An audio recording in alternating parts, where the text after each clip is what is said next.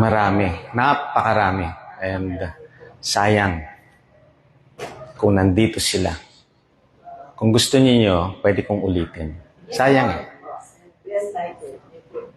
Ano pa? Oo. Yes. Tapos, kung gusto niyo sa court, kasi yung sa bundukan, court. And maraming nagtanong. And sayang eh, because it add knowledge. Kasi wala na eh.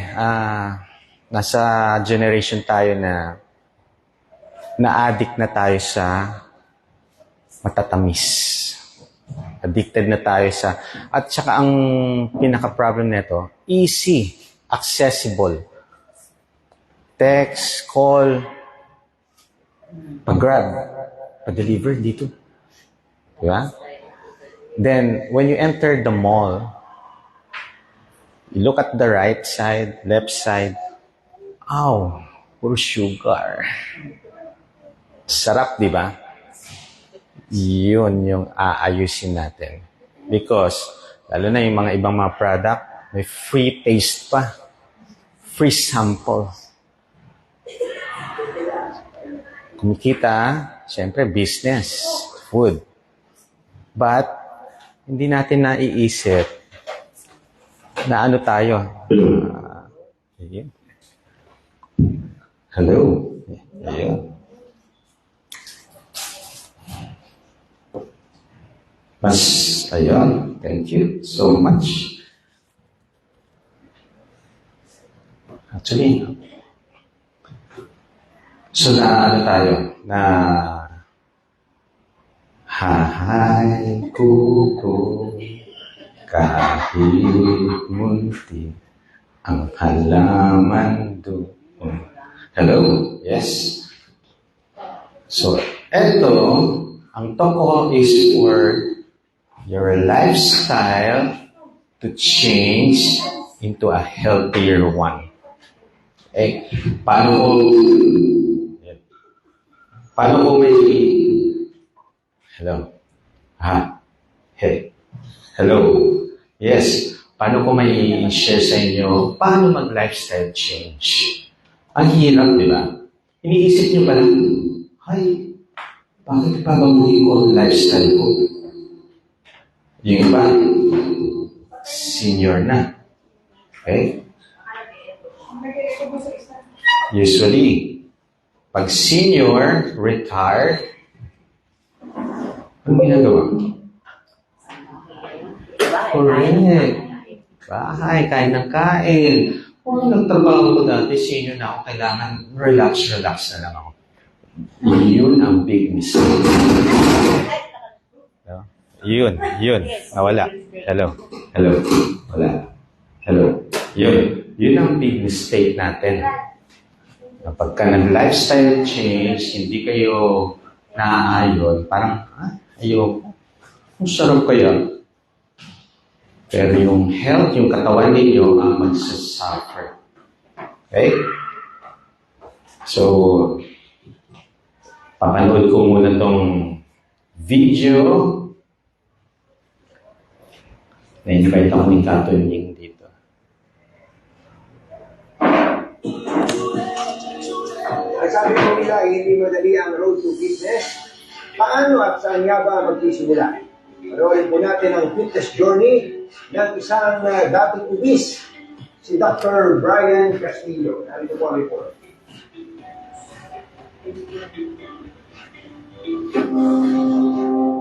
52% ng mga adult Filipino ay may metabolic syndrome. Yan ay ayon sa 8th Philippine National Nutrition Survey.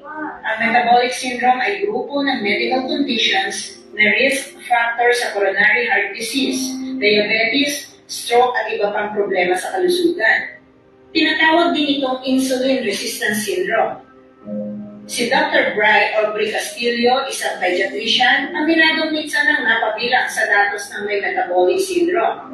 Nagsimula siyang tumaba noong 2012. Ito yung sinasabi nila, rice is life. Only rice. I can take 4 cups of rice or more in a meal. Hanggat hindi nauubos yung ulam, dandan pa rin ako ng dandan ng rice. Di ba? So, yeah. Then, favorite ko mga donut, soda. Ako, soda. 1 liter, 2 liters. Ang Mauubos sarap. in one sitting. Soft drinks.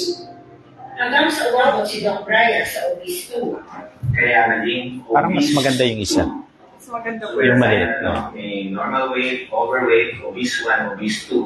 Ang pinaka-last, yung morbidly obese talagang alaki. Malapit na ako doon. Kaakibat ng mga sakit na ito, ang pagdami ng maintenance at paggamit niya ng makina para lang makatulog. Nung may severe sleep, obstructive sleep apnea ako, meron akong machine, CPAP, which Ayun. cost Ayun yun. mahal. Okay, so gumagamit ako niyan para makatulog. Bagaman Yes. sinubukan ni Doc na maging aktibo sa pamamagitan ng pagtitraining at pagsali sa iba't ibang athletic events, hindi pa rin daw ito sapat. Kahit na ginagawa ko itong mga activities na to, para kung yoyo sa weight, bababa ng 2 kilos, magigain ako ng 3 kilos. So something's wrong. It's not the exercise. It's what I take inside my body. Samantala, matapos ang 7 taong pagtitiis sa kanyang karamdaman, 2019 na magdesisyon si Doc Brian na itama ang kanyang pagkain. Hindi naging madali ang journey ni Doc sa kanyang lifestyle change. Maraming pagkakataon daw na bumabalik siya sa nakasanayang pagkain. Binge eating, yung yo-yo dieting, ang problem dito is the cravings. Pero dahil na rin sa determinasyong mapabuti ang kanyang buhay at kalusugan, nagawa ni Doc Brian na ibahin ang kanyang lifestyle. Payo ni Doc sa mga nagsisimula pa lang sa kanilang health journey. Ang unang-unang iisipin mo, ano yung goal mo? You need to have a right mindset naman yun. So, kailangan may goal ka. Kasi kung wala kang goal, para kang inaano ka lang sa agos ng tubig. Yun. Yan ang aking dating lifestyle. So, ito yung CPAP. I've been traveling with this machine kahit saan. Hindi pwedeng hindi ako maglagay niyan. Kung hindi, pag umupo akong ganyan, nakikinig ng lecture, tulog agad ako. So, may mga accidents ako, car accidents because while driving, nakakatulog ako. 3 accidents, car accidents in a year. Okay, so sabi ko, kung hindi ako magbabago ng lifestyle, saan ako? Okay? Anyway, so, kadalasan, ang problem natin ngayon is diabetes. And there is mga 24 million sa Pilipinas ang diabetic. 2023 ang statistics niyan. By 2025, pagka hindi na bago ito, it will take 127 millions na. Grabe ang pagtaas. Hindi siya pababa. May mga program pero ano nangyayari? Wala. Because food is addicting. Sugar is addicting. If you're hooked, may mga, ang tawag dyan, mga junkie. Pag hook ka, kahit na anong gawin mo, napakahirap. Actually, wala ko yung idea. Isa sa nagiging substance abuse na is sugar. Yan na. Dati, di ba, drugs, alcohol, cigarette. And yung sa cancer, cigarette ang dating risk factor, smoking risk factor for cancer. Alam mo sino nang pumapalit sa kanya? Obesity. Isa na yang pumapalit na sa smoking. Obesity is a risk factor for cancer. Opo. So, ang dami, no? Yung metabolic diseases, yan yung obese ka, diabetic ka, malaki ang bewang, no? Pagka na dalawang, ano pa lang yan, 2 or 3, pasok ka na sa metabolic syndrome. Hypertension, diabetes, no? Kasama doon. Well, Lahat ho ba diabetic? Okay. Yes. Borderline, yung pre-diabetes. Hypertensive, isa na dyan. Okay. So, konting ano lang. Ang diabetes, hypertension, obesity, yung mga gouty arthritis, fatty liver, these are chronic diseases. No? Non-infectious. Ibig sabihin, hindi ka mahahawa. Pero sinasabi nila, di ba? Pagka lahi mo. No? We can cut that lahi-lahi. Bakit naging lahi-lahi? Because, iisa lang yung kind of food na kinakain ninyo eh. Kung ang mother mo nasarapan dito, malamang, ito yung papakain sa'yo. Pag kami mga get-together, yan yung mga kinakain ninyo. All are high carbohydrates, sugary foods, all processed yung iba. Okay?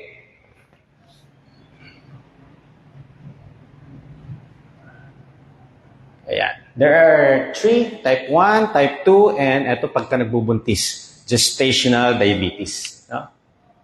Okay. Yung type 1, not common. Pwedeng bata, si Gary V is type 1 diabetes, pero tumataas ngayon ang may type 1 diabetes. Okay, eto ang pinaka-common. Type 2. Okay, 45 years old, hindi na yan totoo kasi meron ako nagiging pasyente at the age of 27, 23 years old. Nasisi pa ang father dahil nilalanggam ang ihi. Yung pala, ihi niya. 20s. Imagine mo yan, pabata ng pabata ang mga nagkakasakit ng diabetes. Okay? Etong usually pagka mga lecture, paano nangyayari ang diabetes, eto na lang pinakamadali para maintindihan yung diabetes. Ano ang mga komplikasyon nito? Pagka nakita nyo ang komplikasyon nito, matatakot kayo sa diabetes. Kadalasan kasi, may gamot naman. Okay? Yan yung mga thinking nila. Okay. May cake, may ice cream, may gamot naman. Sige, kakain ako niya, no? Maggagamot ako. Okay? Tingnan ninyo. Kung ganun ang thinking natin, once you consulted your doctor, your endocrinologist, no? Once you consulted, pansin ninyo, bakit dinadagdagan ang loob ninyo?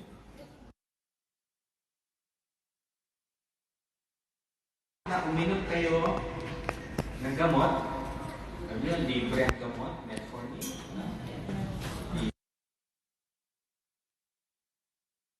Supply. Pero if you're not going to change, Hello.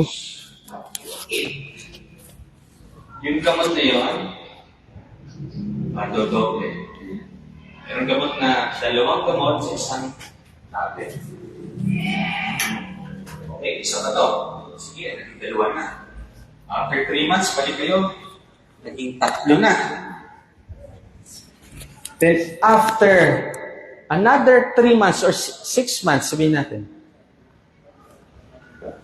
nanay, kailangan nyo na mag-insulin. Okay? Ano na nangyari sa thinking? May gamot naman. Okay. May gamot, libre nung una, pero nung susunod na mga nadagdag, hindi na libre kasi walang ganong klaseng gamot sa barangay. So ano nangyayari? Gastos. Magkano ang maintenance per month? 3,000, 5,000 per month. Okay. Insulin. Nung nag-insulin na, oh no, mas tumaas ang gastos. No? So, complication? Eye problem. Papansin ninyo, ito yung tinatawag na diabetic retinopathy. May spot-spot o kaya nanlalabo na ang mata. Pagka magpapatingin sa doktor, sira na ang retina. Kung hindi nyo maayos. Actually, pagka nasira na yan, ang hirap na daw. Hindi na. hindi na maaayos. Yan ang komplikasyon ng diabetes. Ang uncontrolled sugar. So kung hindi nyo makokontrol ang sugar, yes, may medication na magkocontrol, pero if you're not going to control what you eat, all those sugar food, sugar drink, dadagdagan na yung gamot. And eventually, insulin won't work. Kasi tataas pa rin ang sugar mo. Kain ka pa rin ng kain. Sugar food, processed food, mga instant. No? So, lalong nadadagdagan ang gastos, ang gamot. Pero, yung komplikasyon, ayan na. So, wag nating hayaang magkaroon tayo ng komplikasyon na ganito. Next. Nako, eto na. CKD. Dialysis. Okay? Ito yung pataas ng pataas.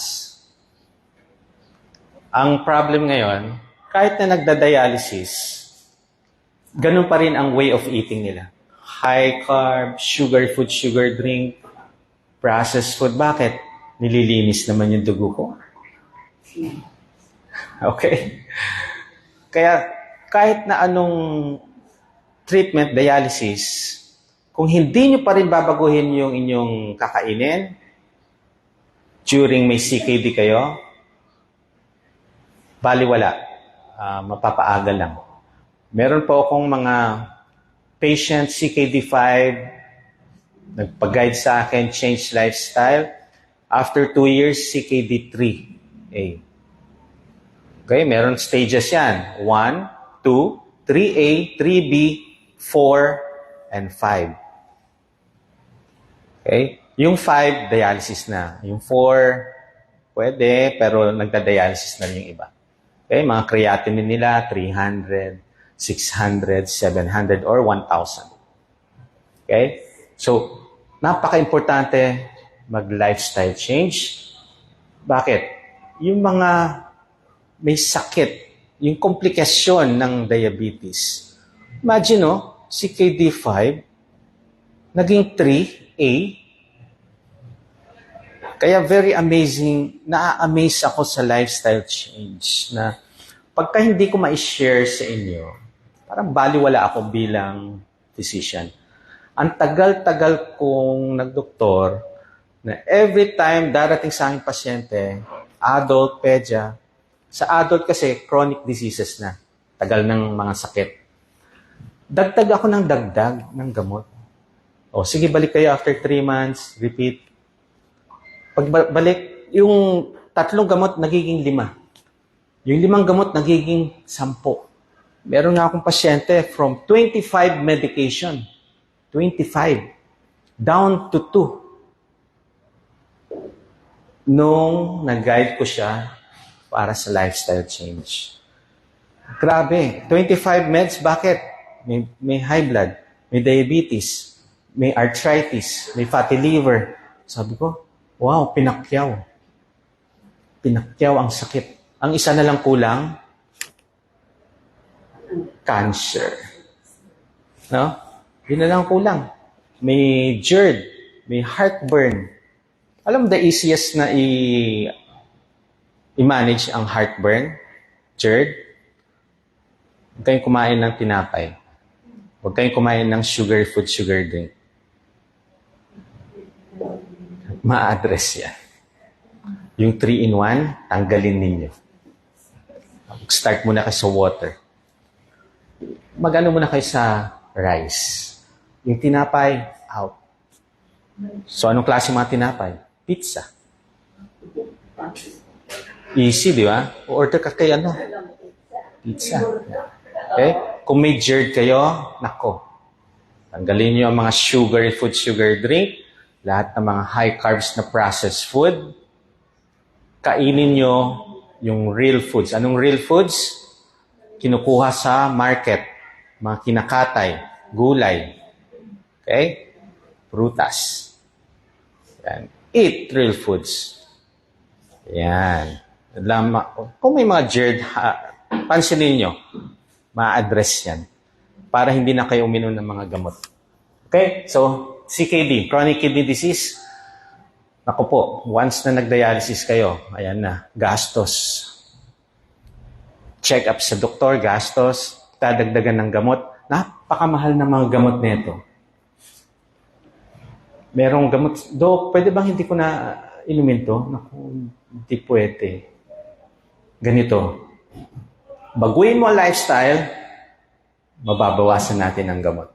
I have plenty of patient CKD, hypertensive, diabetes, nag-i-insulin. Take note, nag-i-insulin. From 45 units, 45, 30. 45 sa umaga, 30 sa gabi. Down to 0 insulin. Naniniwala ko ba kayo doon? Ako naniniwala because minonitor ko siya. And after 3 months of follow-up, FBS, ay, ang ganda, 90. HbA1c, normal. Hindi ako naniniwala. After 3 months balik kayo with laboratory.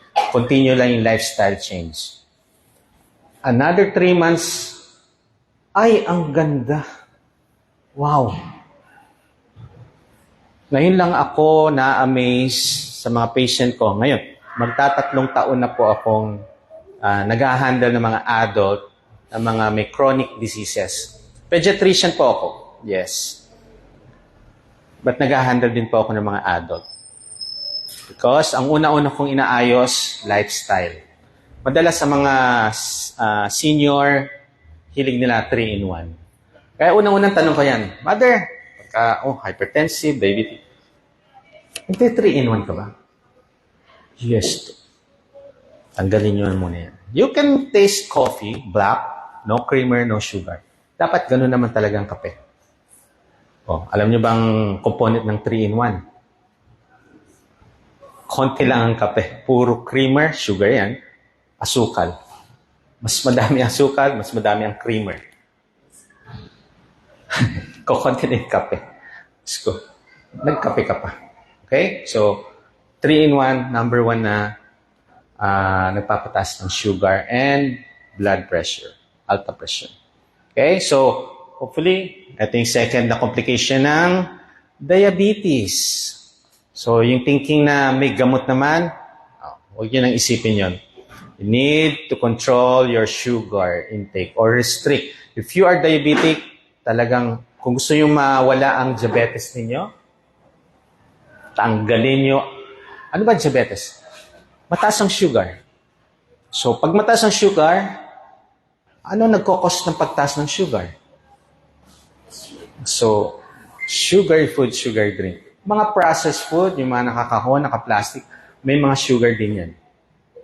Okay? So, ang only rice, only bread, dati, sa 3-in-1, 20 pieces of pandesal ang kinakain ko. Kaya ako naging ganito.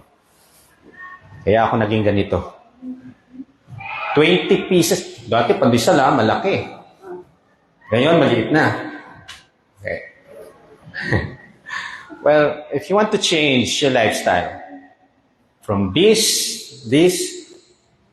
from that to this. Kaya pa ba ng sarap-sarap kung may edad? Kaya pa ba? Yes.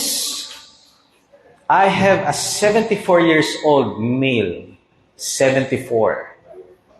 Came to my clinic, naka-wheelchair. May tungkod. Okay, punta. Po. In-explain ko ang lifestyle. Anong lifestyle? Ito yung lifestyle niya. Okay, babaguhin natin ang lifestyle ninyo. Priority natin, food.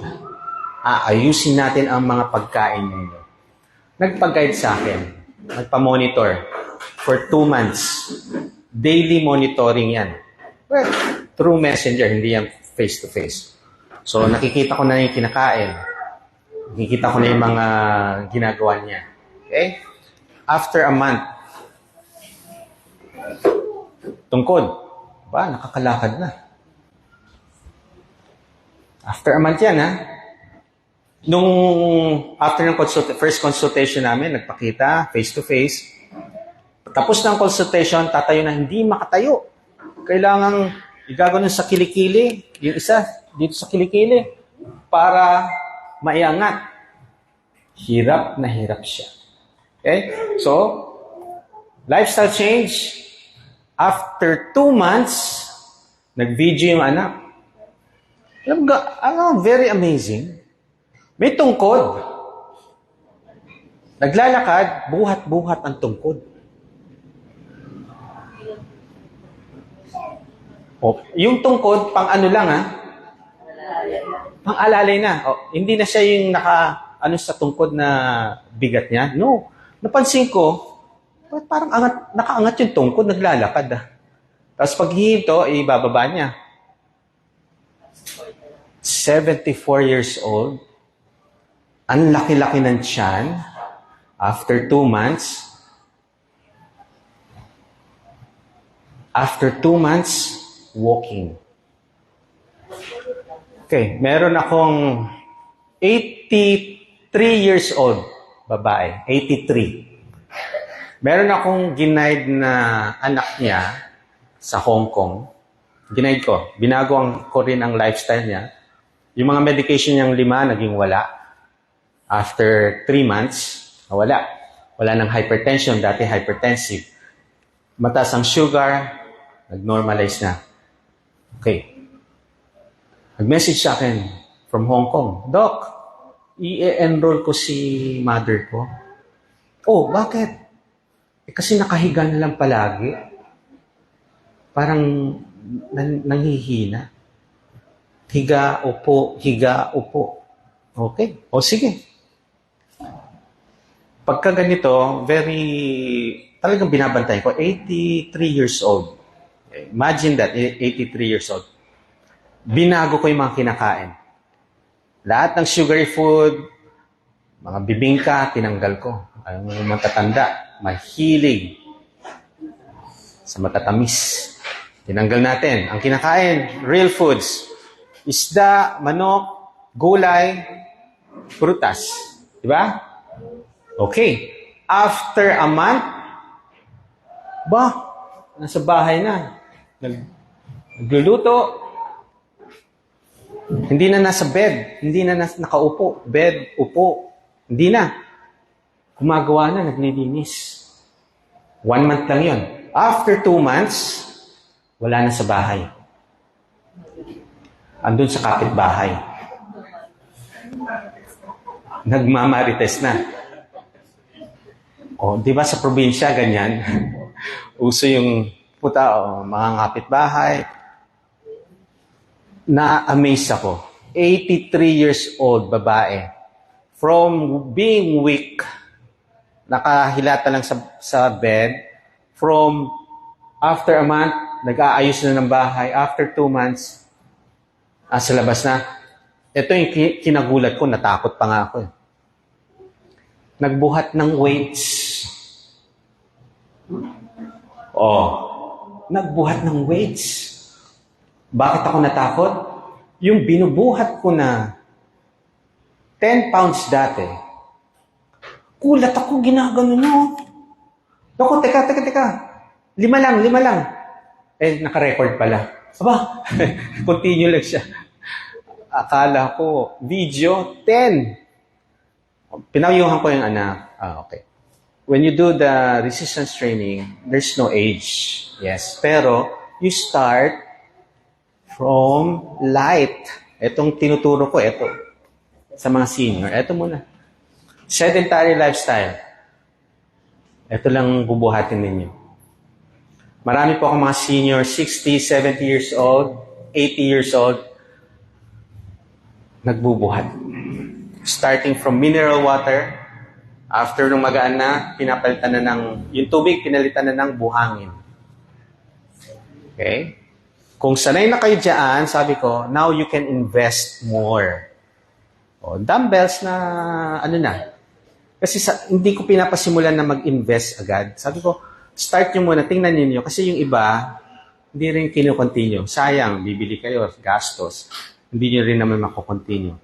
You need to change your lifestyle. Pagka ginawa nyo yan, continue yan. Mas marami akong mga patient, na mga elderly, na nag-exercise. Sabi ko, start na kayo sa walking.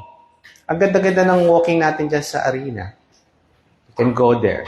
Diba? Okay? Next. Ayan.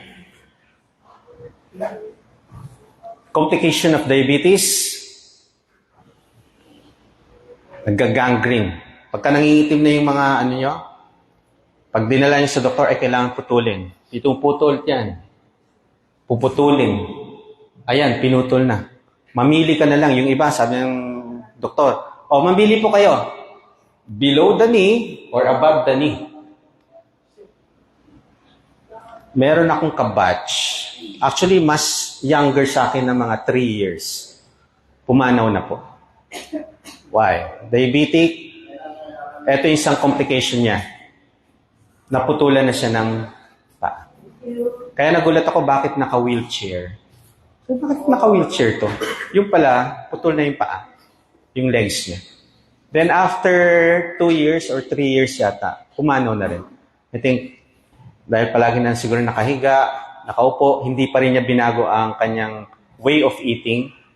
So, yung sugar, iniisip niyo pa rin, may gamot naman, so hindi nag-improve ang health. So, lalo nag-deteriorate. Okay? Nerve damage. Ito yung kinakatakutan ng mga may diabetes. Yung alam mo yung tinutusok-tusok yung paa. Pagka inapak mo, napakasakit. Yan yun. Okay? Pakinggan natin. Pat Shulkins is one of the millions of Americans with type 2 diabetes. Oh, I probably had about 15 years. She monitors her glucose, but when it came to the state of her feet, Pat was unfeeling. About half of diabetics have this side effect, called neuropathy. These patients, especially when they get really bad, they lose the ability to feel their feet, so they don't know when there's a problem. Diabetic neuropathy is nerve damage brought on by uncontrolled blood sugar. Your Yes. feet and toes are most commonly affected. The lack of sensation can result in serious problems when injuries go unnoticed. That's exactly what happened to Pat. It was like a big blister, kind of inward though. It wasn't sticking out. Yes. Diabetic By the neuropathy. time she noticed the ulcer on her foot, it was almost too late to save. The ulcer was there, it was chronic, and it was resistant to care. We kind of changed courses and addressed the underlying bony structure. So we basically reconstructed her foot so that there was not these high pressure spots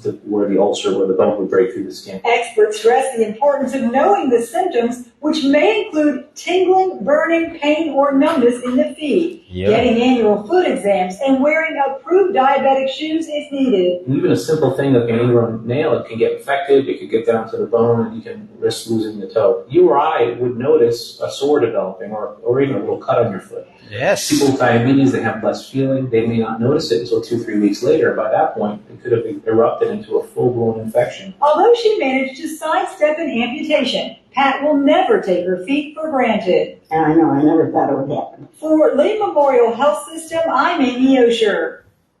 Ayun. So, yan. Nakita niyo yung babae, senior na yun. Pero may mga patient ako ngayon, 40s, 50s, yan yung nararamdaman nila. Hindi makapagtrabaho dahil pagka inapak mo, napakasakit. Kaya yun yung itong kinakatakutan nilang okay lang daw ma-dialysis, wag lang yung much worse yung maputulan ng paa. Diba? Okay. Isa ring complication ng diabetes, heart attack, and stroke. Okay. Ito ang concern ko, no? If you have chest pain, hypertensive kayo, diabetic kayo, any of that, chest pain, 5 seconds na wala, consult a doctor. Okay? Huwag niyong ipagpawalang bahala. Akala niyo lang, nagbuhat kayo kaya sumakit ang dibdib niyo. Sumakit ang chest, 5 seconds na wala, consult. It's better to be cautious than to be sorry. Okay? Meron akong mga patient, minomonitor, ginaguide. Hindi sinasabi sa akin. Sabi ko, Mami, nakamonitor na kayo. Why didn't you tell me na may chest pain kayo? Doc, 5 seconds nawawala. Segundo lang, nawawala. Okay. Kaya, inobserbahan ko. Observe 1 day, 2 days, after 1 week, yung chest pain niya hindi na nawawala. Sabi ko, dalhin niyo na po sa emergency. Okay? So, yun yung iingatan natin. Pagka may mga health conditions tayo, hypertensive or diabetic, kasama po yan. Okay? Chest pain. Or, isa yan, shortness of breath. Umakyat ho ba kayo ng hagdanan? Hiningal kayo? May concern na yan.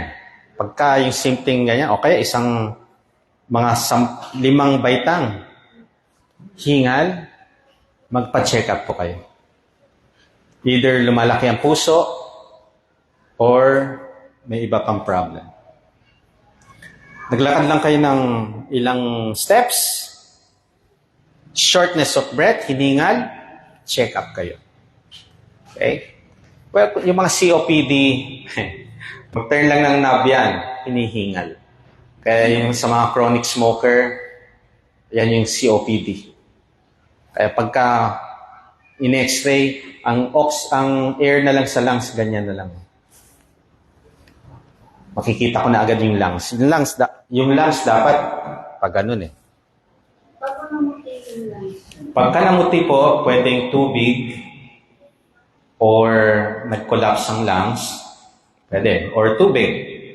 So, check up pa rin yan. Pagka namuti, hirap huminga yan. Okay? Aayusin natin kung merong mga tubig yan o nag-collapse na yan.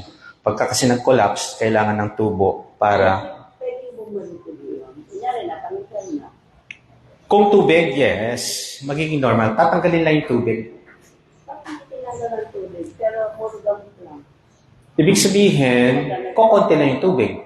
Nag-normal ulit. Kasi sa akin ko, nakupe. Mm-mm. Lumakot ka ng doc. Ngayon, inuhan mo na niya ako. Gamot nyo na baka ikaw makuha. Yes. Pwede kasi infection. Eh, pwede naman infection. Antibiotic lang. Nararamdaman ko yung pag inupo ako, parang may sumasakit talaga. Okay. Consult pa rin. Chest x-ray, ECG, kung left side. Okay. Kung may kumikirot, check up. Ayusin natin, ECG to the echo.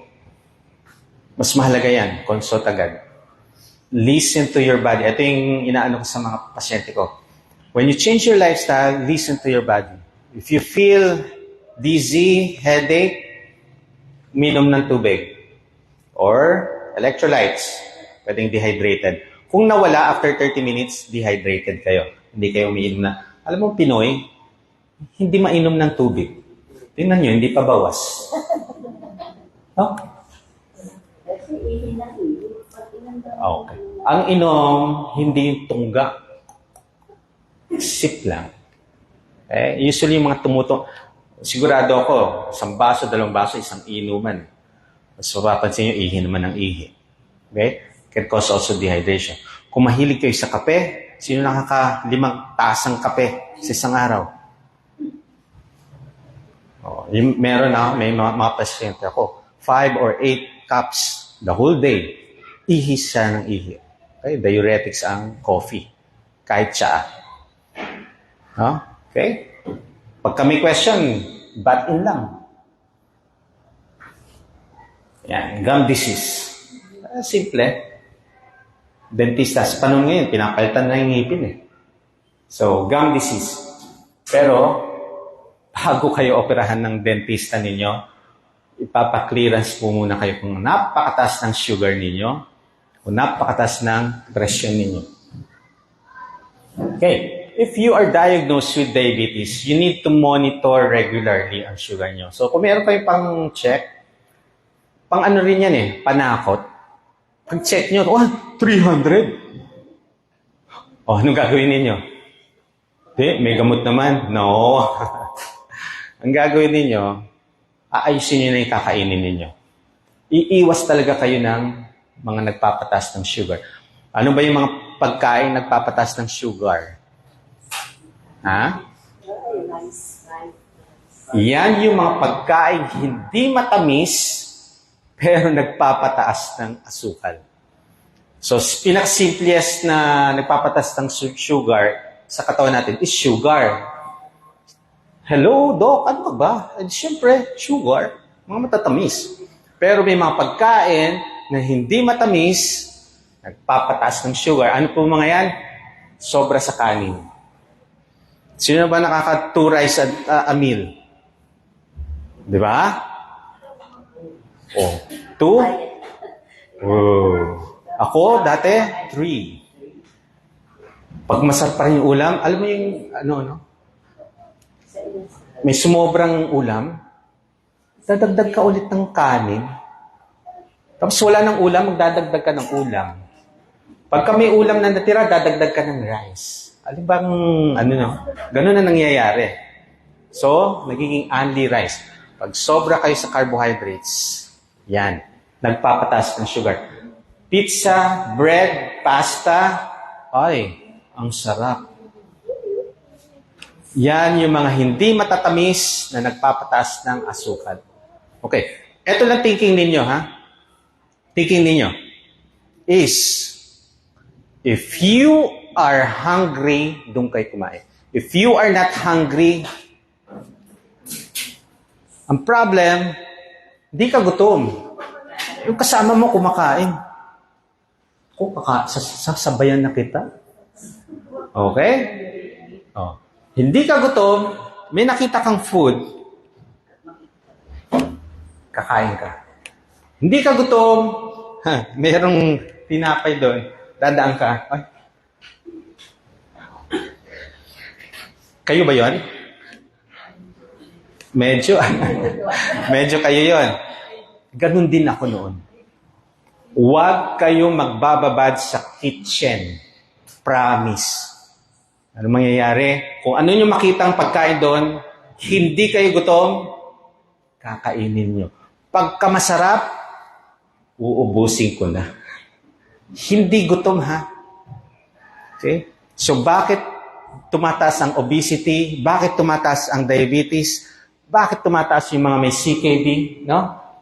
It's because hindi kayo gutom, kain kayo ng kain, kain kayo ng kain. Ang problem sa sugar or pagkain, ito yung uppers and downers. Pagkakain nyo, wow! Grabe, no? Energy. Ilang minuto, naantok ka na. So instead of working, magtrabaho, anong ginagawa nyo? Tutulog. So, yung kinain nyo, hindi na burn. Oh. Tapos, pansinin nyo, bakit may love ako? Love handles. No? Yan. Yan yung mga sobra-sobrang kinakain. So, regular consultation with your doctor, usually every 3 months.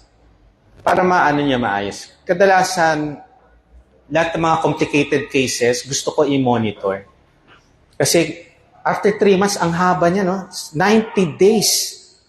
Siguro first week, 2 weeks, napaka-stricto nyo. Ay, eto sinabi ng doktor. After ilang weeks, after 3 weeks, kikita yung mga kasama mo. Ay, ang sarap kumain mo. Kakain ka na rin. So, yung nasabi ng doktor mo, wala na. Sinabi niya, moderation. Okay, moderation. Paano ba moderation? Sige nga. Paano ang moderation? Iniisip niyo? Konti-konti. Konti-konti. Okay, yan yung problem. Ang moderation ko, sa akin, ang definition ko ng moderation is twice a week, 3 times a week na. Maximum 3 times a week. Bakit? When you eat small tidbits every day, masarap eh. After 2 weeks, 3 weeks, yung tidbits, lumalaki. Every day. Every day. So yung once a day, nagiging twice a day. Twice a day, nagiging 3 times a day. And then, nagiging, nyo na, mannerism nyo na. Makikita nyo na, kakain na kayo. So, yung moderation nawawala na. Kailangan may araw na hindi kayo kakain. Parang season, yung mga prutas dati, di ba? May season, may buwan na wala. Dati yun, dati. 20 years, 30 years ago. Pero ngayon, lahat ng prutas, mabibili mo na. Hindi na siya season. So, nung dati, napaka-healthy. Bakit? Ilang buwan ba naman hindi ka kumakain na itong matatamis na to? Tsaka yung mga pagkain din noon, talagang lalabas ka ng bahay para makuha mo yung pagkain. Magtratrabaho ka. Ang ano nun, wala pang bisikleta, walang tricycle. Swerte na lang, sa probinsya, swerte na lang. Pagka may dumaang kalabaw na may padulas, kakaangkas ka. Ngayon, wala na. Paglabas mo na ng bahay, ayun yung tricycle. O kaya, meron kayong bisikleta. Wala nang walking. Kaya hindi pinaghihirapan ang pagkain. Easy, accessible. No, yung availability din niya, nandyan na. Kaya, yung health natin ang nako-compromise. Nasasarapan tayo sa pagkain, kahit hindi gutom, kakain. No? Yan ang iisipin ninyo. If you're not hungry, huwag kumain. Pansinin nyo, pag kaya nang ginawa nyo, in 1 month, feeling nyo, ba't pang ang luwag ng damit ko? Promise yan. 2 months, nako. Uy, dati yung toes ko, hindi ko nakikita. Ngayon, nakikita ko na yung toes. Ay, isa ako doon. Hindi ko nakikita ang paa ko. Kailangan umupo ako para makita ko. At para magsintas ng sapatos, uupo ako, iaangat ko pa. Pero yung ganon, naku, may nakaharang ng boulder dito. Pakahirap nun. Okay? So, eto. Madalas sa doktor, dito na sila agad. Oral medication. Kasi, alam mo, thinking ko nung nagko-consult na ako ng mga pasyente, pumunta sa akin ng pasyente, dapat may bibigay akong reseta.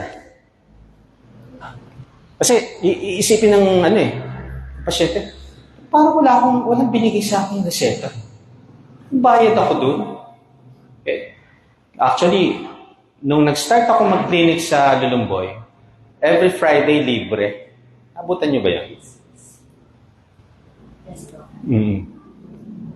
For 4 years, every Friday libre yun.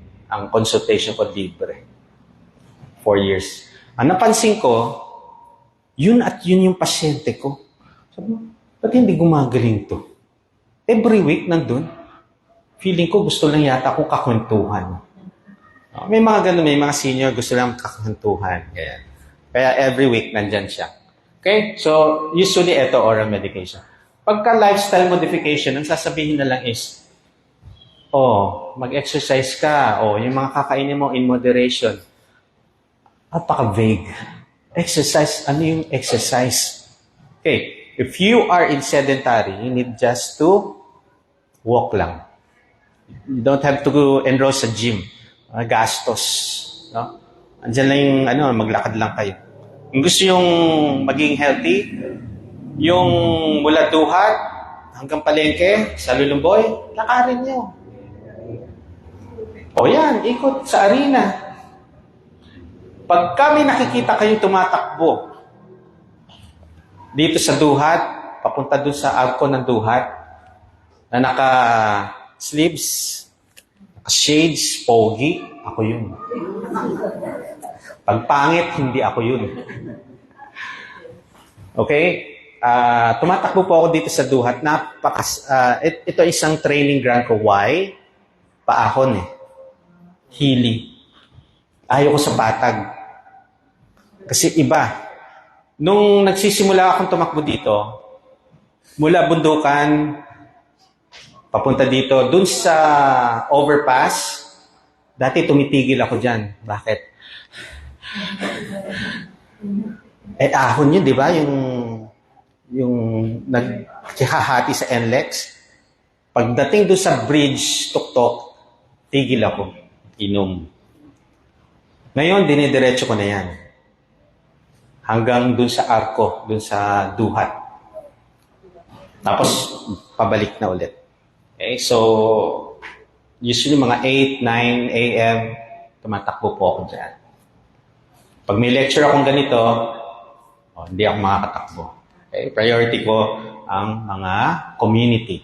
This is a advocacy ko sa community ko. So start lang ako sa Bundukan, dito sa Duhat, then gusto ko sa Taal, sa Lulumboy, Wakas, Bambang. 19 ba? Kaya ang kapal ko, no, lalapit ako sa center. Baka may program kayo. Ito, aking serbisyo. Magle-lecture lang ako, magtotalk. Doc, may bayad ba yan? Wala. Provide nyo lang ako ng projector and sound system.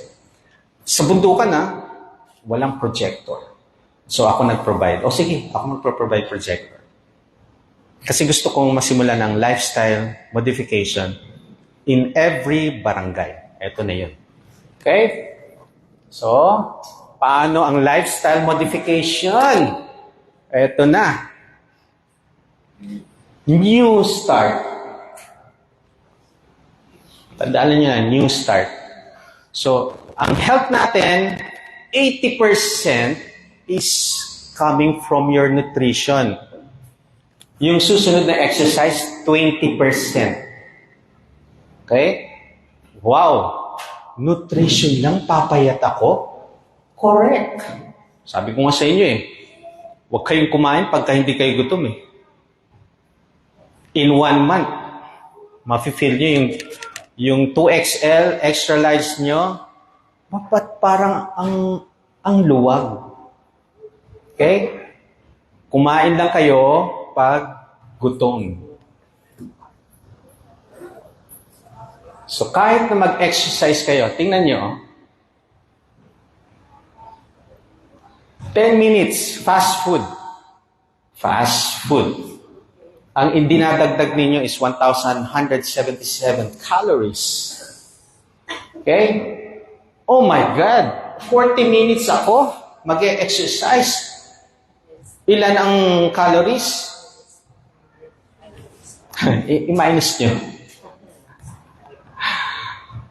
Okay? Yung sobrang calories dyan, may stored as fats. Okay? Yung mga sugar naman, so pagka na-stored as fat, tataba. Yung extra sugar dyan, kung sobrang sugar nyo, nagkaka-diabetes. So, eat real foods, yung hindi nagpapataas ng sugar, much better. And, kahit na anong exercise mo, imagine 40 minutes. Oh, sino nagpo 40 minutes sa inyong dyan? Nagwo-walk. Walking lang yun eto, nakabike 400 calories. So imagine mo, mag-walk ka ng 40 minutes. 150 calories. Tapos, may kilala ako Wow, inikot ang arena.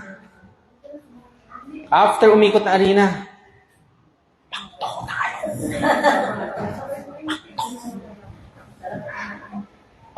Ayan na yon.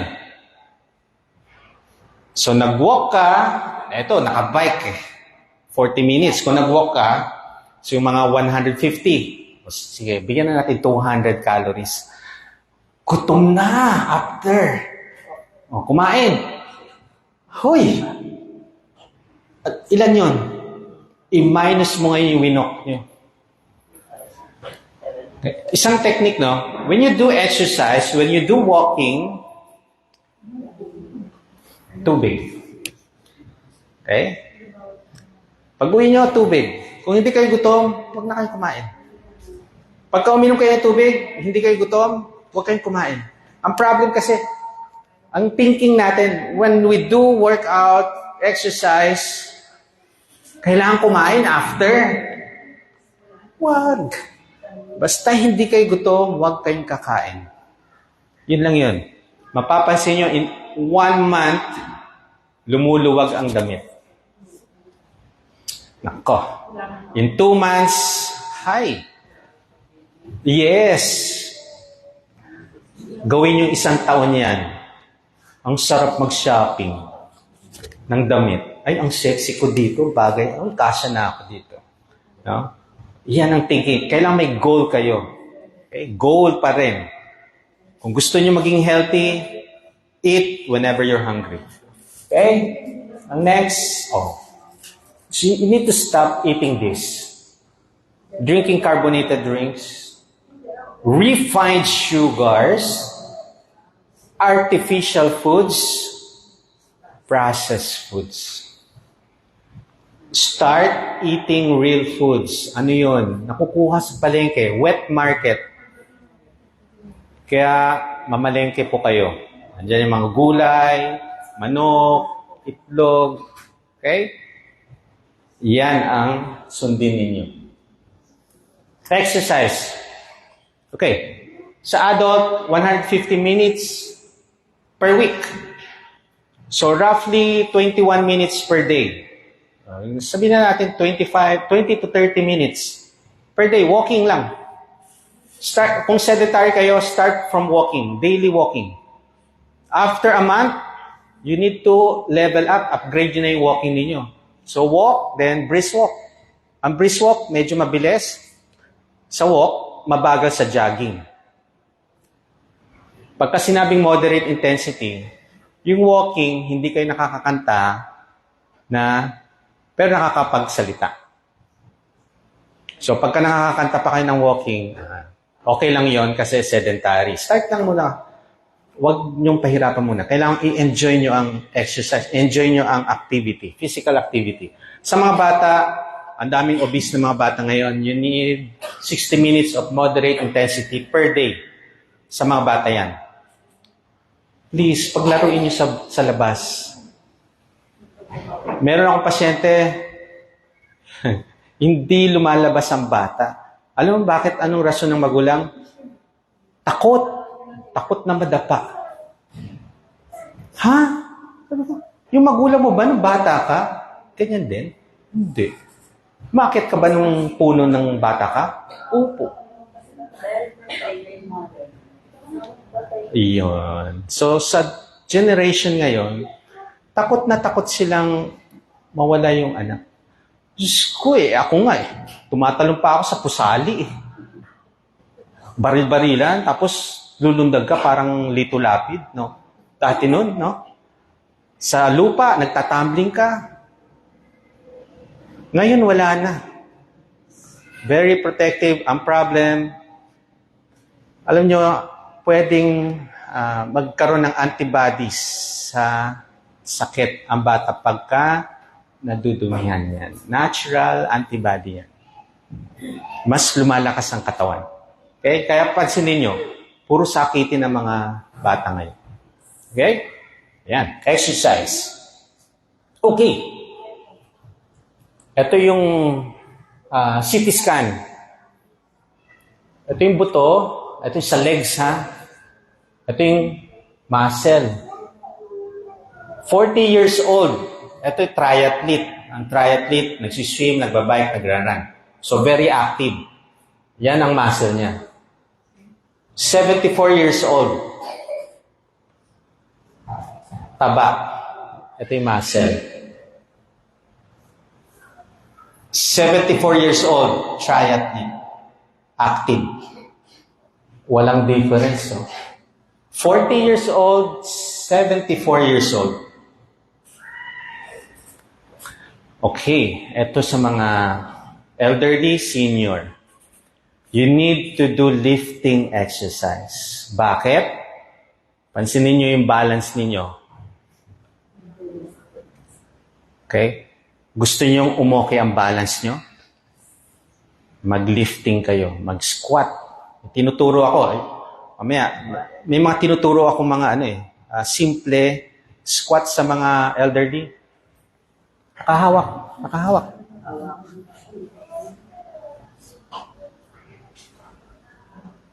Body weight lang yan. Napakasimple. You need to do that every day. Siguro after walking. Then, squat.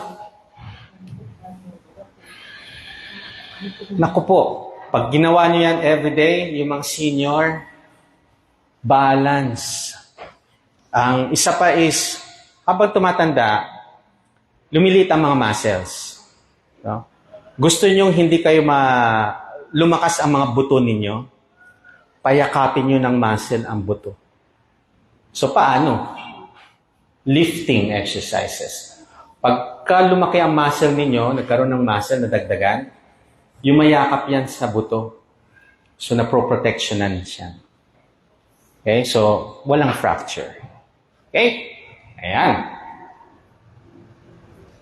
Water. Yan. Sa akin ba to? Nauuhaw na ako. Okay?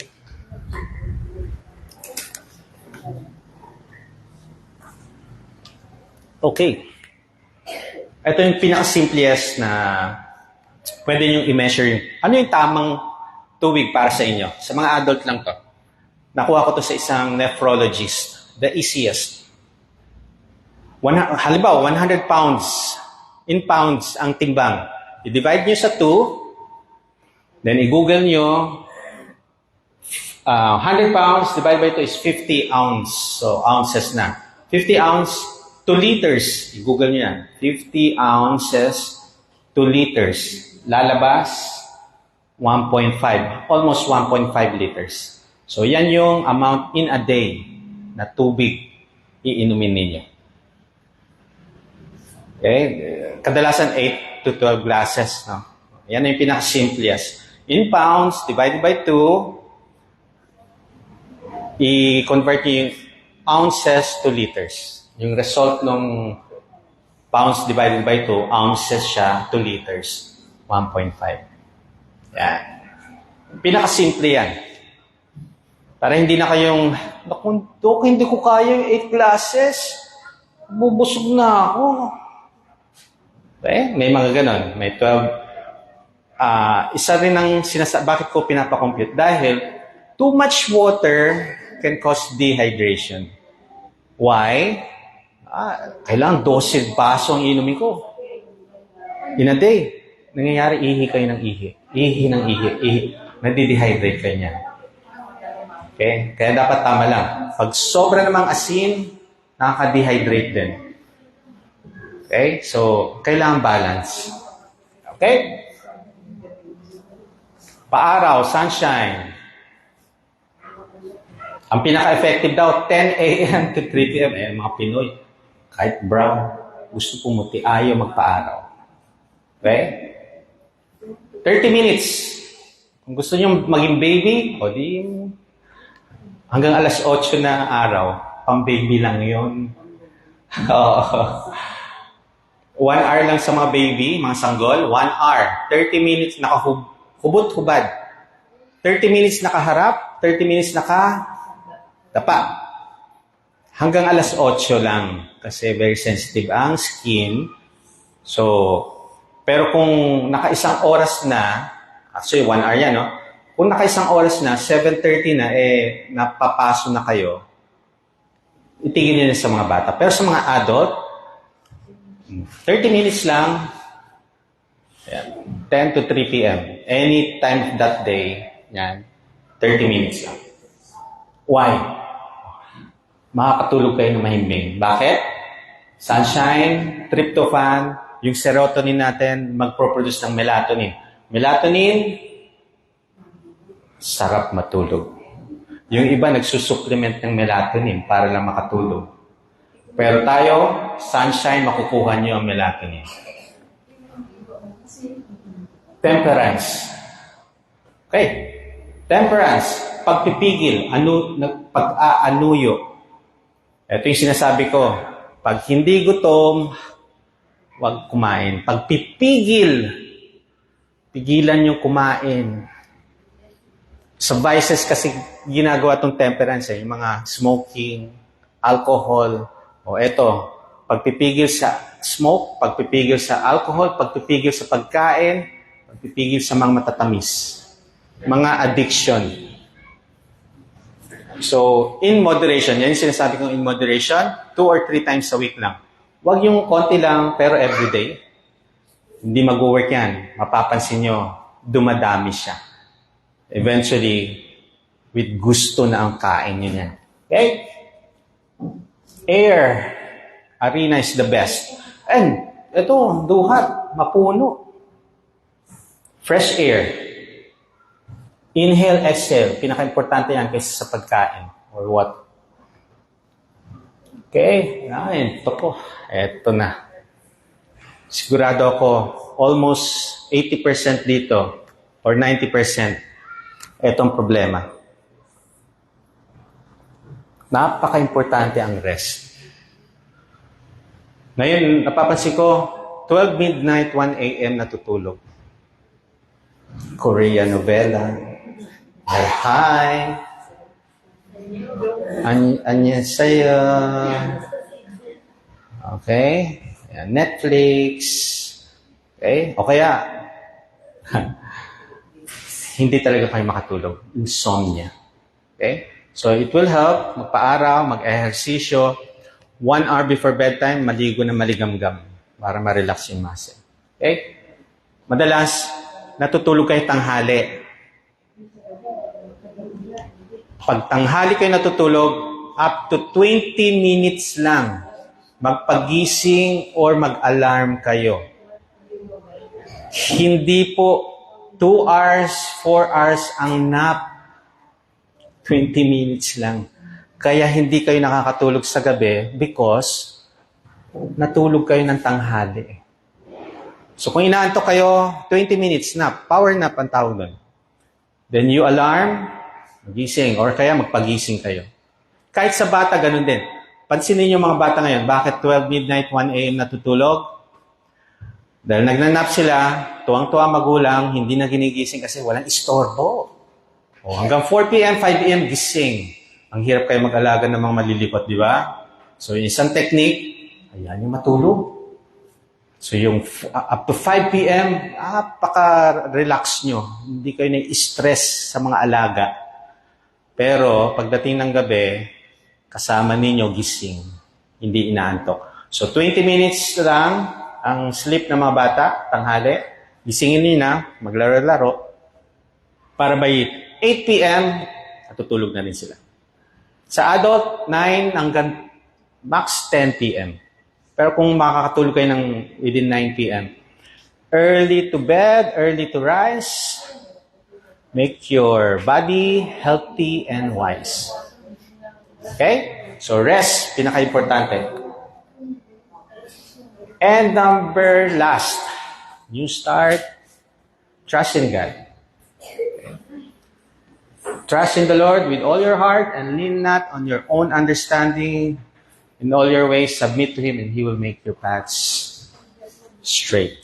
So, always trust the Lord.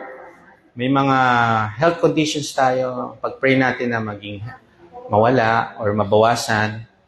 Pero syempre, hindi doktor ang magpapagaling sa inyo. Kayo ang magpapagaling sa sarili ninyo. Kasi kahit na anong instruction namin, kahit na anong recommendation ng mga doktor, kung kayo pa rin nandun, hindi nyo sinusunod, yung sarap-sarap kayo ng cake, hindi ako kakain. Di ba? Tandaan ninyo, pag mataas ang sugar, ano nagpapataas ng sugar? Sugar. Okay? Meron din nagpapataas pag sumusobra na kayo doon. Mga pagkain hindi matamis, pero pagka nasobrahan kayo doon, nagpapataas din ng sugar. And also, alta pressure. Kasama na din lahat yan. So nakita niyo yung mga komplikasyon dyan. Hopefully, ma-alarm kayo. Tumataas ang nagda-dialysis, tumataas ang obesity, tumataas ang may hypertension, tumataas ang mga may diabetes. Ang maganda ang bumaba. Okay? So, magsisimula tayo dito. Share. And para ma-motivate kayo, eto ako dati. Hindi ako mataba. Obese 2. Okay? Normal weight, overweight, obese 1, obese 2, yung obese 3, morbidly obese na yun. Yun na yung karurukan ng taba. Climax, yun. Okay? So, nasa obese to ako. Konti na lang, magiging morbidly obese na ako. Ito ako dati. Okay? Nung nag-start ako ng clinic dito sa Lulumboy, eto ako na. Kaya siguro hindi niyo na ako nakikilala. 93 kilos. 93. Ngayon, 67 kilos. From 2XL, yung pantalon ko niyan, ay yung slacks ko na pantalon, wala kang mabibili sa department store. Sastre. Tela ang binibili ko para Tapos, ang problema pa doon, rumorolyo pa dito sa bewang ko. Ano nga? Ba't ganun? No? Nahuhubo rin. Rolyo. Pababa. Okay? From that? Okay. Diretso na.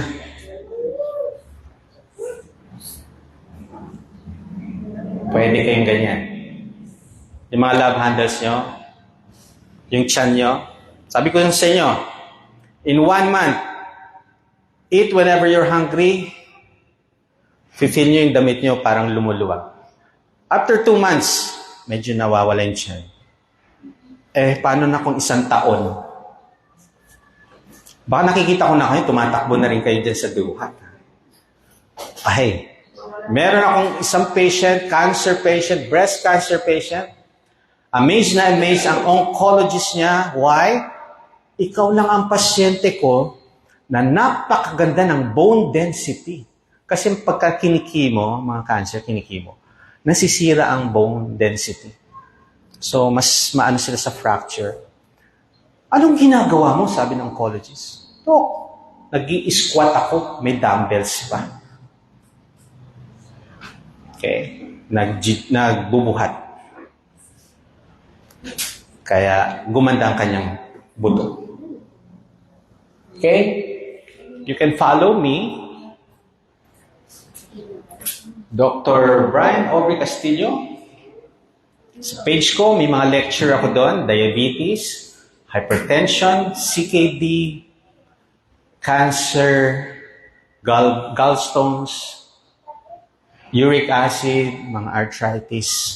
How to manage it naturally. Walang gastos, walang iinumin, walang kakainin, wala. Anood lang kayo niyan, follow it. Alam mo paano ang madali? Eat real foods. Huwag tigilan nyo ng kumain ng yung crap. Refined, processed food, artificial food. Okay? High carbohydrates. Lahat ng mga sugary food, sugar drink. Yeah. Yun, carbonated, refined sugar, artificial foods, and processed food. Iwas kayo dyan. Pati sa mga anak ninyo, tanggalin nyo yan. Eat real foods. Itlog, isda, gulay, manok. Okay? Yan ang kainin ninyo. Okay, follow nyo ako dyan. Pagka naka-live ako, magtanong kayo. Sasagutin natin. Okay? And thank you. May question? Sabi ko sa'yo, hindi ko kayo kakainin. Yes. Yung mga tinanong ko, yung mga nararamdaman. Yes po. Ano po yan? Pwede po kasing inflammation. So, paano yung i-address yan? Inflammatory foods. What are those inflammatory foods? Those with high sugar. Kasi nabaksakan ako ng kahoy. Adjust po yung tubig ko. Okay? Pwede po. Oo. Parang namumula po. Yes, pagka may mga abrasion, lilinisin lang yan.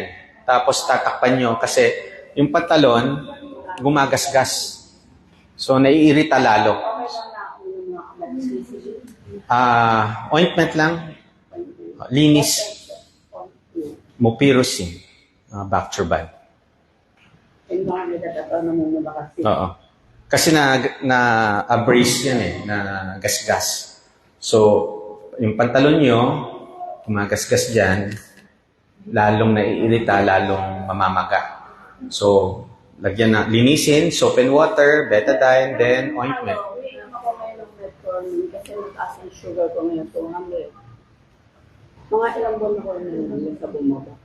Okay. Always back Hindi on back. bababa yan if you're not going to change what you eat. So kung kakain ka pa rin ng mga matatamis ng pagkain, matatamis na inumin, kakain ka ng mga processed food. Ang processed food, may mga nakasama kasing mga, ano yan eh, mga sugar. Then high carbs, pag sobra kayo sa carbohydrates, kahit uminom kayo ng metformin, yung 200 will stay 200 or more, or tataas pa, 300. So ano gagawin ng doktor mo? Magdadagdag ng another medication for your sugar. So 2 na. 3 na. Insulin na. Okay? Meron akong patient, chinek niya ang sugar niya, 400. So nagreseta ako ng gamot na. 2 medication in 1 tablet. Then change your lifestyle. After 1 week, 300. After another week, 200. After another week, 150. Hindi sa medication. Change your lifestyle. Eventually, yung medication, tatanggalin ko na. Yung 2 medication in 1 tablet, gagawin ko ng 1 medication, 1 tablet. Then kung continue kayo sa change of lifestyle, yung 1 tablet, 1 medication. Napakadami ko na pong mga pasyente, diabetic, nag-i-insulin. Ay, tuwang-tuwa sila. Meron ibang bansa, online. Nung nag-seminar ako, mayroong convention sa Alabang, pinuntahan ako. Why? Ba't niya ako pinuntahan? Alam mo, sabi niya sa akin, Doctor, I have 4 doctors in the States. Neurologist, endocrinologist, ano pa? Pulmonologist. 4. Dok, pediatrician lang palang magpapagaling sa akin.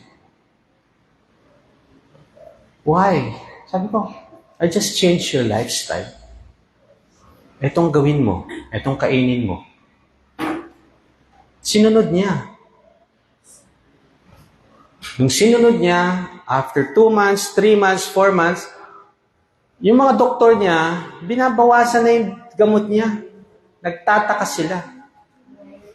Bakit pumapayat ka? Bakit ang ganda ngayon ng katawan mo? Tapos, ang ganda ngayon ng laboratory. Ang ganda ngayon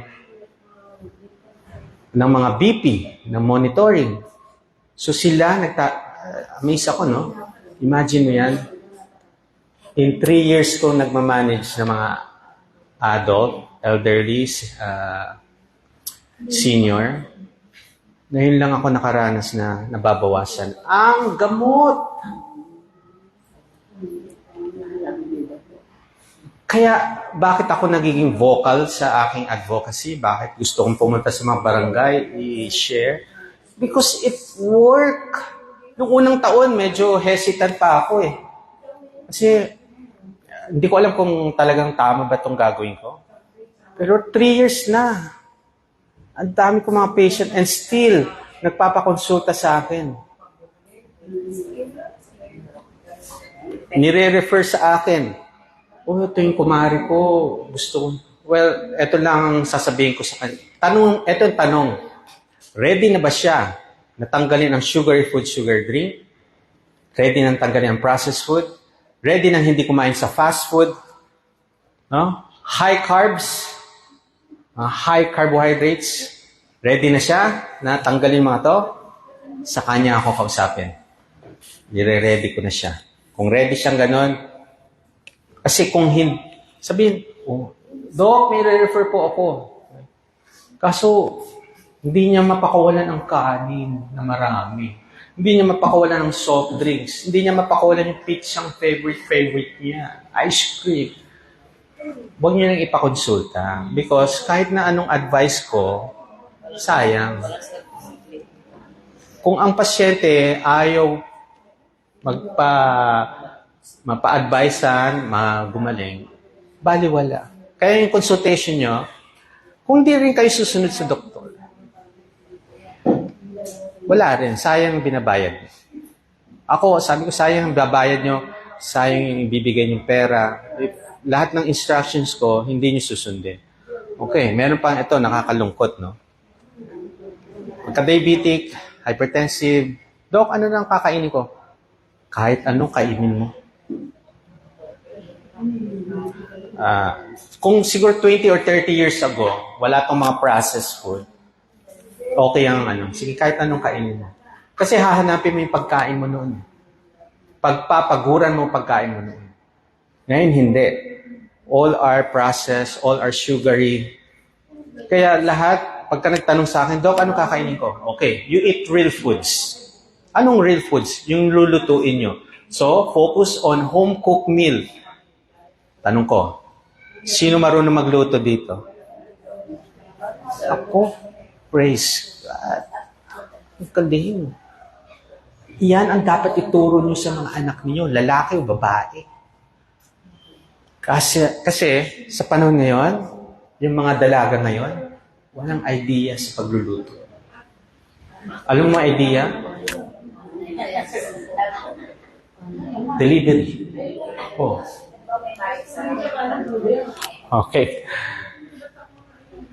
Lahat na may mga alta presyon, diabetic, tanggalin nyo ang mga condiments.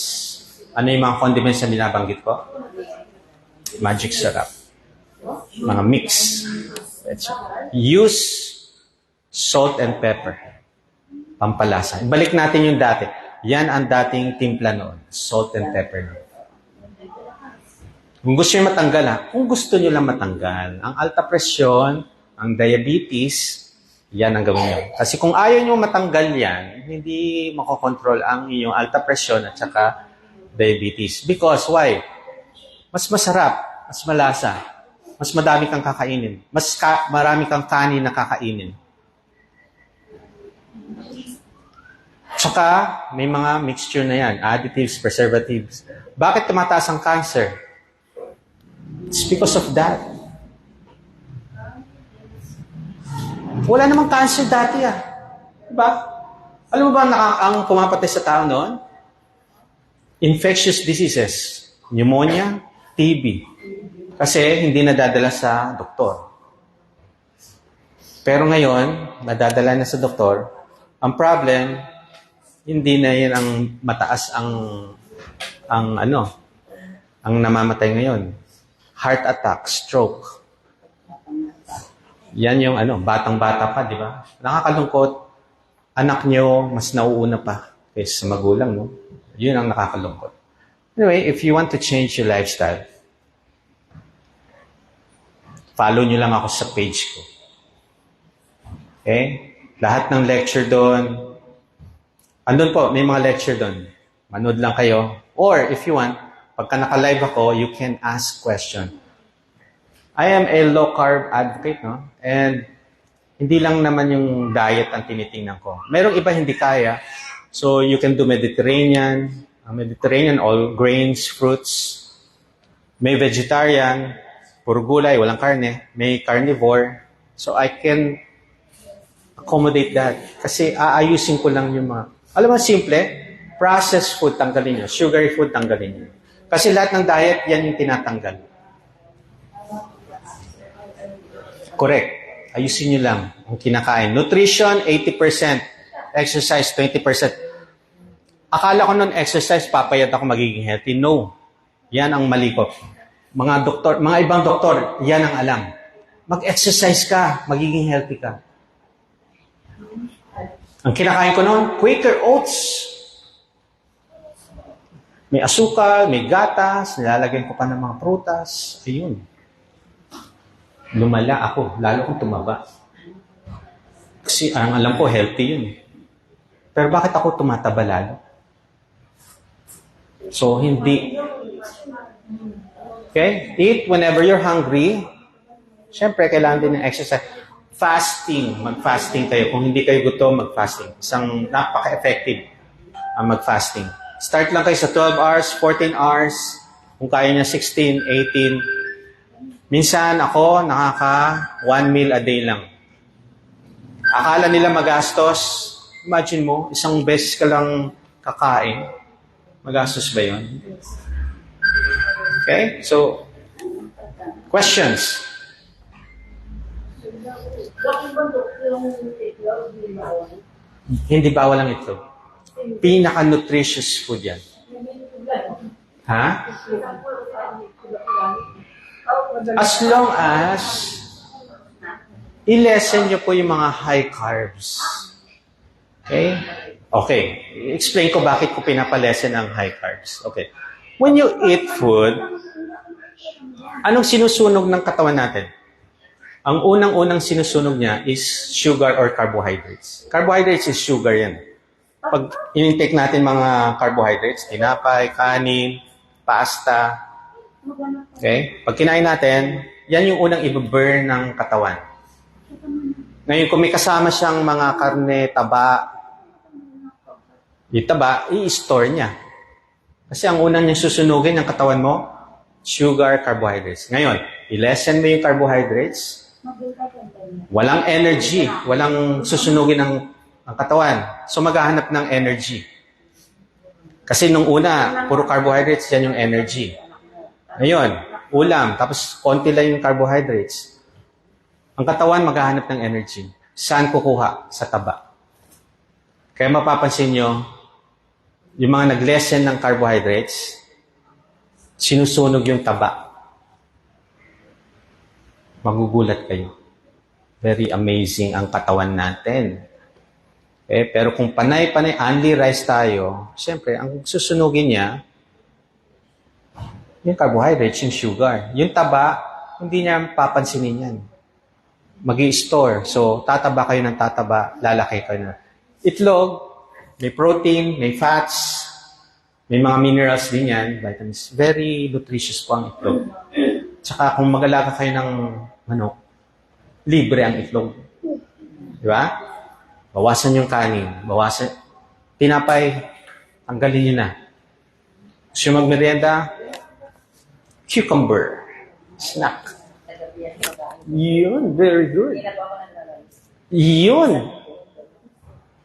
Diba? Ilang years na? Simula nung marami akong na-observe na sakit, talagang binago ko ang Very good. awa ng Diyos. Dalawa na lang ang ko. Medication. See? Lesson. Maraming hindi nagbago ng lifestyle. Ang 3 niyang gamot, nagiging 5. Pagbalik niya, kaya natatakot sa doktor. Oh, naku, pagpunta ko ng doktor, dadagdagan na naman yung gamot ko. Well, kayo ang gagawa niyan, hindi doktor. Kasi kung ano lang makita ng doktor na problem, yun ang gagawin niya. O, kailangan mo to eh. Ito yung problem mo eh. Ito ang solusyon. Pero ang solusyon na binibigay ko sa inyo, baguhin nyo ang lifestyle ninyo. Kumain kayo ng masustansya. Huwag kayong kumain ng processed food. Commercial, sasabihin nila masustansya. Ako po, ang masustansya, ito yung mga inaalagaan, dinidiligan, yan ang masustansya. Alam ko, mga tagaduhat, may mga tanim kayo. Tanim kayo ng gulay. Mag-alaga kayo ng manok. Pagkain nyo yan. Yan ang masustansyang pagkain. Eat real foods. Huwag po yung mga processed, refined. Bakit easy? Sa panahon ngayon, napaka-busy ng mga babae at lalaki, mag-asawa, nagtatrabaho. Dati, tatay lang nagtatrabaho eh. Ang nanay nasa bahay, tagaluto. Ngayon, hindi na. Mag-asawa, nagtatrabaho. Ang gusto nila instant, yung mabilisan. Kasi, naku, late na ako. Uuwi ng bahay, pagod na pagod. Hindi na makapagluto. Instant. Kaya, ayan ang mga sakit. Diabetes, obesity, hypertension. Nakaka-alarma yan. Kaya pansinin nyo sa center, ang dami-daming humihingi ng mga gamot. Cannot afford. Gusto nyo walang gamot? Baguhin nyo yung lifestyle. New start. Nutrition, exercise, water. Ano yung S? Sunshine, temperance, air, rest, and trust in God. Okay, ano pa questions? Dagdag ko lang po. Kasi sa bahay na monitor ko rin yung sugar ko. Mm-hmm. Ay medyo matagal-tagal na talagang napaka-normal mo. Even though may MIB. Pwede ko na ba siyang yung medication ko sa sugar? Kasi matagal na, mga 1 year na yan. Okay. Titingnan niyo po, ang pinaka-effective is yung FBS and HbA1c. If normal na, fasting blood sugar, pag normal, ilan ang medication mo sa sugar? Isa lang po. Gawin mong every other day. Yun lang. Parang gano'n ang agin. After a month, check ka ulit ng sugar. FBS na lang. Kasi ang HbA1c every 3 months. After a month, check ka ng fasting blood sugar. Huwag yung dito. Magkano lang naman yan? 100 plus lang yan, di ba? 200. Mahal na yung 200. Yung FBS lang. Pag normal, tanggalin mo. Parang gano'n ang agin. Then after 3 months, pa-check ka ulit HbA1c, fasting blood sugar. Pag normal, hindi may babalik. Kasi meron ako mga ganyan, mga diabetic. Nag-insulin. Natanggal ko na insulin, natanggal ko na mga oral medication sa sugar. Sabi ko, follow up ka sa akin after 3 months with love. Normal. Follow up ka after 3 months ulit. Normal. Alam mo, next follow up namin? After 6 months. Follow up ka ng after 6 months with love. Kung normal, 1 year na tayo magkikita. Ganun yan. Kasi hindi agad-agad yan, pagka may mga health conditions, pagka tinigil, alam mo, nagse-celebrate. Ako, tinanggal ng doktor yung aking gamot. Pwede ko na siguro kainin yung favorite ko. Nagsisimula naman yan. We need to change your lifestyle. Lifestyle. Self-discipline talaga. Paano nyo madidisiplin ang sarili nyo? Gawin yung lifestyle. Ang ibig sabihin ng lifestyle, para nung pumapasok kayo sa school, pagising nyo sa umaga, ligo, bihis, pasok. Parang unconsciously, ginagawa nyo na siya. Kaya kung etong lifestyle ninyo, palagi nyo ginagawa, after a year, ganun at ganun, 2 years, 3 years, ay, sigurado ako sa inyo, hindi kayo mawawala sa focus. Yung discipline, ano na yan? Lifestyle na yan. Para ka lang humihinga na ng hangin. Hinahanap-hanap mo na. Katulad yan. Very active ako. Dati, hindi. Hinahanap ng katawan ko. Ayun. Rest when you can. No? Ang mahalaga, listen to your body. Dapat walang nararamdaman ng katawan. Pag kami naramdaman, may something, nangangalabit yan. Hey, may ginagawa kang something na, bakit ka nahihilo? Bakit sumasakit yung mga katawan mo? Kaya kayo napapakonsulta, no? May mga gamot. Kaso, mas maganda, walang iniinom ng gamot. Kasi yung mga gamot may side effect. Kaya sabi nila, metformin, delikado yan. Yes, lahat naman ng gamot delikado pagka ginawang matagal na iniinom. Bakit matagal na iniinom? Hindi niyo pa kasi binabago lifestyle niyo. Gusto niyo magbago, mawala yung gamot, mabawasan man lang, baguhin ang lifestyle. Step by step yan. Kasi sa generation ngayon, sad to say, addicted tayo sa sugar.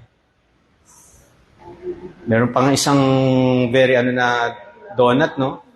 Papa-taste test pa, libre. May 2 pirasong libre. Ang sarap. Siyempre, sugar eh. So, ang bibilhin, may sale pa. 2 box, libre 1 box. Alam nyo, kinukuha niya yung pagka na-addict na kayo, bibili at bibili at bibili ka na. Ayan na. After 6 months, after a year, may diabetes na kayo. Sa 74 years old yung mali, hindi po ka-exercise ng pag-push. Ilang minutes po ang dapat nilang ginagawa? Start lang muna sa 8 counts. Then po, weekly po kung tamaas din siya. Kung kaya niya yung 10, okay. Kasi sedentary, walang ginagawa. So, start with Sugar, pero po kapag lumakad sa para pa ba robot? Robot ba medyo? yes, kasi maingat na yan eh. eto ha, huwag niyong mamadaliin ang mga elderly. Kasi pag kami nadali niyo, halimbawa late na kayo sa kasal, late na kayo sa binyag, ay, siya ang reyna. Huwag niyong mamadaliin. Kasi, Nay, bilisan niyo! Ay, natataranta na yan, natataranta. Nabuwal. Fracture. O hindi kayo pumunta sa kasal. Pumunta kayo sa ospital. Imbes na nag-celebrate, ayan, gumastos pa kayo. Ang mahal magpapalit ng kalahating milyon. 400,000. Mura ng 300,000. Okay? Pag dinala niyo sa government, pipila kayo, isang buwan. After 1 month or 2 months, kayo na nakapila, sasabihin ng surgeon, ay hindi na siya pwedeng palitan kasi may mga karne na. Ang senior na nabalian, bedridden. Ang kasunod nun. Pagka naging bedridden ng mga senior, nag-deteriorate ang health. So eventually, 1 year, 2 years, 3 years, paano? Ganyan ang senior. So, very cautious lang, huwag mamadaliin, squat.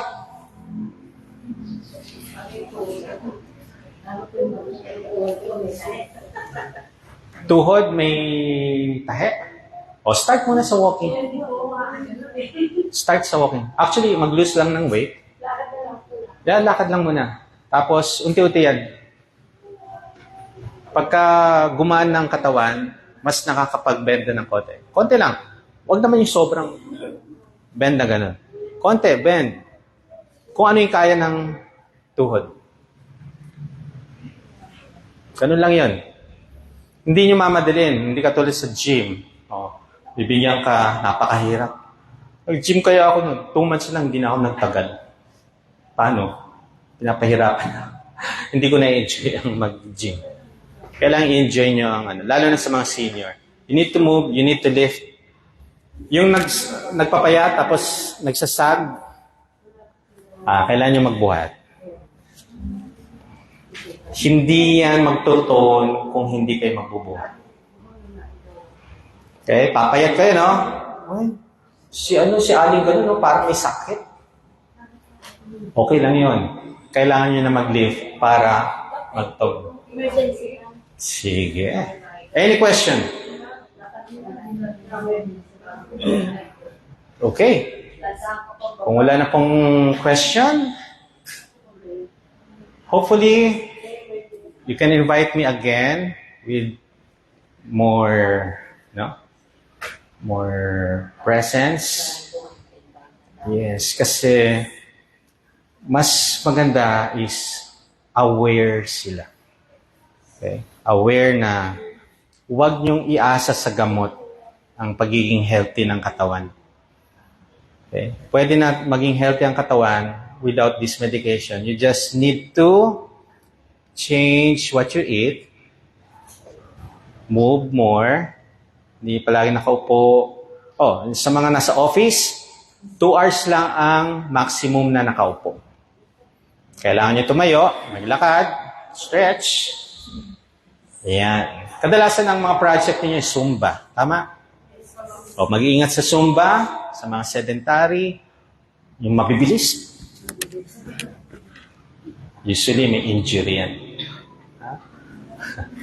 Pagka nabamadilian kayo, wag nyo nang May mga elderly, may mga gusto mag-Zumba, pero hindi kaya yung speed. Mabilis yung iba eh. Akala nila mga dancer, yung mga senior. Diba?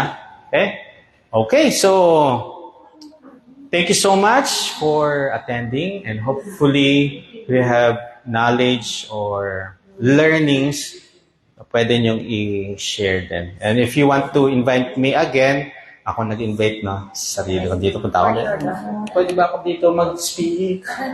Okay, if you want to invite me again, sabihin nyo lang sa akin and pupuntahan ko kayo. Okay? Thank you, Doc. God bless. Bye-bye.